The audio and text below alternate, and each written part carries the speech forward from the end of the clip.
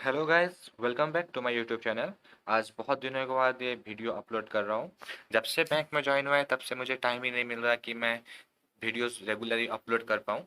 But मैं आगे से ध्यान रखूँगा कि वीडियो रेगुलरली टाइम पे अपलोड हो जाए। जैसे कि आप देख सकते हैं, आज का टॉपिक है इम्पोर्टेंस ऑफ मॉक टेस्ट। बहुत सारे स्टूडेंट्स का ये क्वेरीज आता रहता है कि कौन सा मॉक टेस्ट उन्हें परचेस करना है, कौन सा एग्जाम रिलेवेंट होता है और जिससे उन्हें फ़ायदा हो। और कुछ लोगों को ये लगता है कि बिना मॉक टेस्ट के भी एग्जाम क्लियर हो सकता है। क्या ये सही है?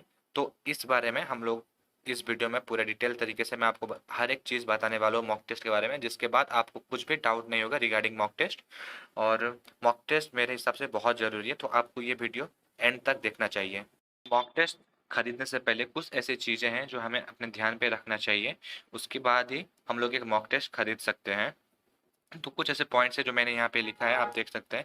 तो इन सारे पॉइंट्स को मद्देनजर रखते हुए हमें एक मॉक टेस्ट खरीदना चाहिए। सबसे इंपॉर्टेंट पॉइंट होता है कि which mock test is the best. Best से यह मतलब है कि कौन से मॉक्स को ज़्यादा बच्चे अटेम्प्ट करते हैं। तो इससे आपका जो रेंज है वो बहुत सारे बच्चों के अंदर आप खुद को परसेंटाइल जो आता है मॉक टेस्ट में आप वो देख सकते हैं, जिससे आपको खुद को इम्प्रूव करने में बहुत ज़्यादा मदद मिलेगी। Second, which one is cost effective. बहुत सारे बच्चे ऐसे हैं जो अभी जिनका हालात इतना सही नहीं होता, वो एक साथ 2 या 3 मॉक्स अफोर्ड नहीं कर सकते।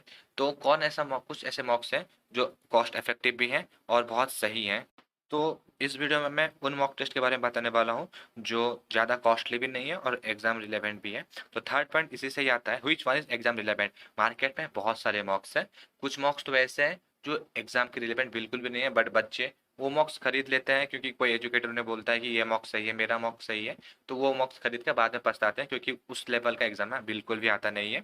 और सबसे लास्ट है जो मेरे हिसाब से बहुत इंपॉर्टेंट है, प्रैक्टिस। हम लोग मॉक्स देते क्यों हैं? प्रैक्टिस करने के लिए। एग्जाम से पहले एग्जाम वाला फील आए। तो कौन से मॉक्स का क्वेश्चन हमारे लिए बेस्ट है प्रैक्टिस करने के लिए, ये ध्यान में रखते हुए हमें एक मॉक्स खरीदना चाहिए। तो ये कुछ ऐसे 4 पॉइंट्स हैं जो ध्यान में रखे मैंने मॉक्स खरीदा था और मैं सजेस्ट करूंगा कि आप भी ध्यान में रखेंगे। तो इस वीडियो में मैं आपको ये बताने वाला हूँ कि कौन सा मॉक्स प्री और मेंस दोनों के लिए बहुत ज़रूरी है, क्योंकि ऐसा तो नहीं है कि हम मॉक्स से प्री निकाल देंगे और मेंस को ध्यान नहीं देंगे और सिर्फ हमें मेंस का मॉक्स देने हैं, प्री का हम लोग निकाल देंगे, ऐसा बिल्कुल नहीं है। आपको बोथ प्री और मेंस दोनों को साथ में रख के ही चलना होगा। आप ऐसा मॉक्स चूज़ करिए जिससे आपका प्री और मेंस दोनों में काम हो जाए। तो मैंने यहाँ पे कुछ लिखा है मॉक्स फॉर प्री और मॉक्स फॉर मेंस। तो ये मेरे प्रायोरिटीज़ थे जब मैं मॉक्स दे रहा था। तो प्री के लिए टेक्स्ट बुक बहुत सही है। टेक्स्ट बुक का कॉस्ट भी 299 के अराउंड है। तो उसका लेवल जो पहले लोग बोलते थे कि ये बहुत इजी आता है, ऐसा एग्जाम में नहीं आता, बट पिछले ईयर में ही इसने अपना लेवल बहुत ही अच्छा बनाया हुआ है। तो आप अगर आपका फाइनेंशियल कंडीशन इतना सही नहीं है और आप मॉक्स देना चाहते हैं तो टेक्स्ट बुक का 299 है, बहुत ही अच्छा मॉक्स आता है, आप वो दे सकते हैं। सेकेंड जो मैंने, ये मेरा पर्सनल फेवरेट मॉक है, तो ये है प्रैक्टिस मॉक। इसका मैं बोल सकता हूँ कि 90 टू 95 लेवल प्री में तो मॉक टेस्ट प्रैक्टिस मॉक के जैसा ही आता है। अगर किसी ने प्रैक्टिस मॉक्स के सारे मॉक्स अच्छे से देखे, उसे अच्छे से रिवाइज कर लिया, तो कैसे क्वेश्चन पैटर्न आते हैं, कैसे तरह के पजल्स आते हैं, तो प्रैक्टिस मॉक उसके लिए सबसे बेस्ट है। तो ये मेरा पर्सनल फेवरेट है, मैं रिकमेंड करूँगा अगर आपको कुछ मॉक्स खरीदना है तो एक तो प्रैक्टिस मॉक जरूर से ज़रूर खरीदें। थर्ड में जो मेरा फेवरेट है, और ये बहुत सारे स्टूडेंट्स लगभग 90% स्टूडेंट्स ऑलिव बोर्ड ही खरीदते हैं। बट ऑलिव बोर्ड खरीदने में आपको एक ध्यान रखना चाहिए कि आपका प्रिपरेशन उस लेवल तक हो जाना चाहिए जब आप ऑलिव के क्वेश्चन लगा पाएँ। ऑलिव के क्वेश्चन एग्जाम लेवल से अप रहते हैं और ये उन बच्चों के लिए मैं रेकमेंड करूँगा, उन बच्चों के लिए मैं रेकमेंड करने वाला हूँ जिनका प्रैक्टिस एक सर्टेन लेवल तक आ चुका है।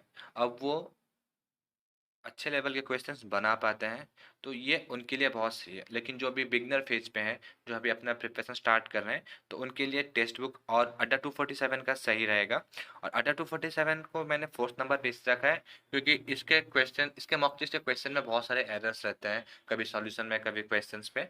और मैंने जब लगाया था अड्डा 247 के तो मुझे इतना कुछ खास नहीं लगा, बट ये भी कॉस्ट इफेक्टिव है, आप इसे खरीद सकते हैं, प्री प्रैक्टिस के लिए सही है। और लास्ट में ग्रेडअप, मैंने ग्रेडअप को लास्ट में इससे रखा है क्योंकि इसका इंग्लिश बहुत ही टफ आता है प्री में। मैंने इसके प्री के मार्क्स लगाए हैं। तो रीजनिंग और मैथ्स के लेवल आसपास सही है, एग्जाम लेवल के ही आते हैं, बट इसके जो इंग्लिश पार्ट है ना, वो मुझे लगता है एग्ज़ाम में ऐसा बिल्कुल भी नहीं आता। इतने फालतू के वो दे देते हैं, इतने फालतू के उनके वोकैब्स होते हैं जो एग्ज़ाम में मैंने आज तक नहीं देखा कि इतने डिफ़िकल्ट लेवल के वोकैब्स आते हैं, वो भी प्री में।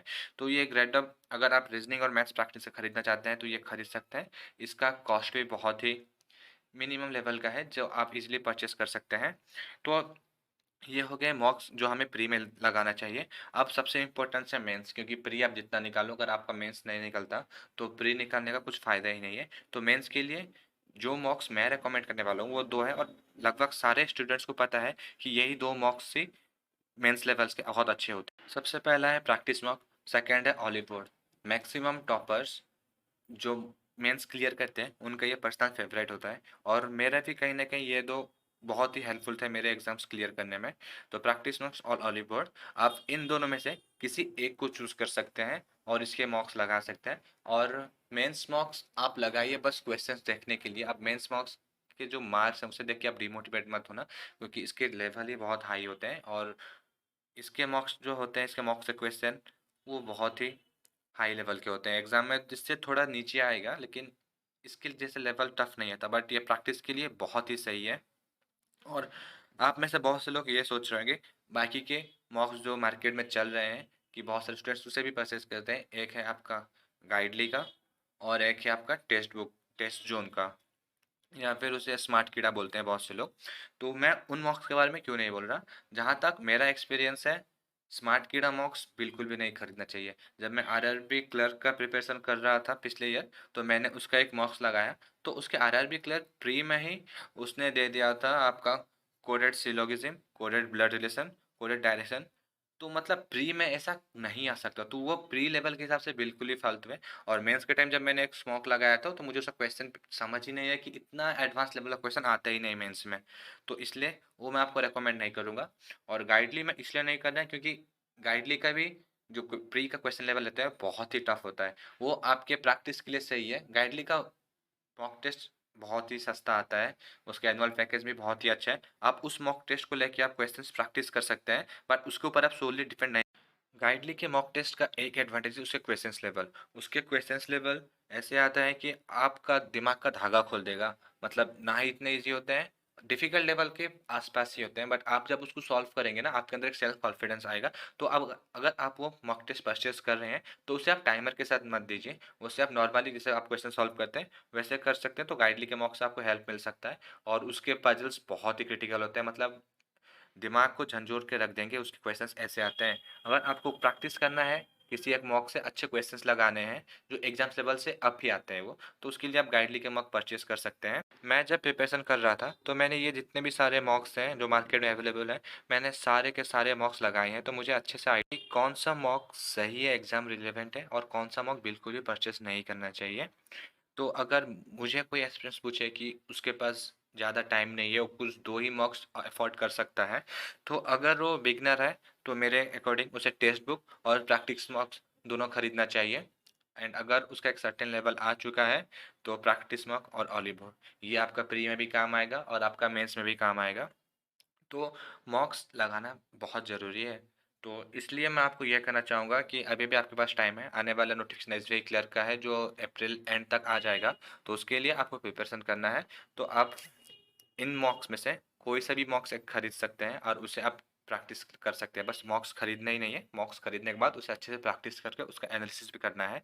और मॉक्स को कैसे एनालिसिस करते हैं, तो ये मैं अपने नेक्स्ट वीडियो में एग्ज़ाम से पहले ही बना दूँगा, जब आप एक बार मॉक्स देना स्टार्ट कर दीजिए। ये वीडियो बहुत ही ज़्यादा लंबा हो चुका है, इतना लॉन्ग बनाने का मेरा कोई इरादा नहीं था, बट मॉक टेस्ट ऐसा है जिसके बारे में आपका माइंड पूरा क्लियर होना चाहिए, इसलिए मैंने कुछ ज़्यादा ही डिटेल्स में बता दिया है ये।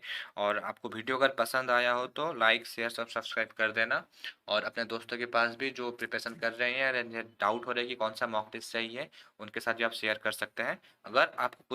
अगर आपका कुछ डाउट्स हो तो आप नीचे कमेंट बॉक्स में आप कमेंट करके अपना डाउट पूछ सकते हैं, और नीचे मैंने अपना सोशल मीडिया साइट्स का हैंडल्स भी दिया, आप वहाँ भी मुझे मैसेज कर सकते हैं।